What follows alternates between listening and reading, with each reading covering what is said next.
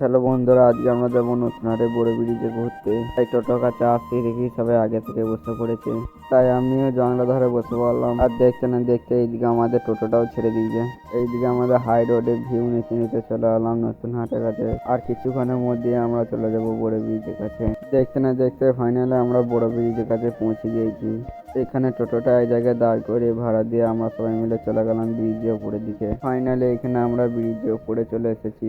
ব্রিজে অনেকক্ষণ ঘোরাঘুরি করার পর আমি একটা জায়গা থেকে বসে পড়লাম। বসে থেকে দেখি যে কেউ গাড়ির সামনে চাকা তুলছে, আবার তো কেউ সাইকেলের সামনে চাকা তুলছে।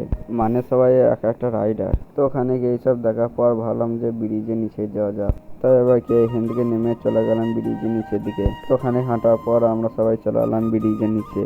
ব্রিজের নিচে খানিকক্ষণ ঘোরাঘুরি করার পরই দেখি এখানে বালি পাচার হচ্ছে।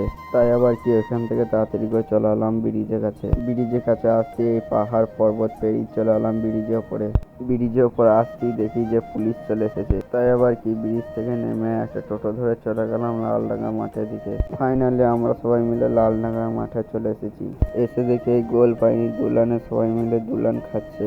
তাই আমিও বেশি দেরি না করে দুলানে পড়ে চেপে পড়ি। তাই খানিকক্ষণ দুলান খাওয়ার পর দেখি যে সন্ধে হয়ে গেছে। তাই আবার ঘর যাবো না নাকি।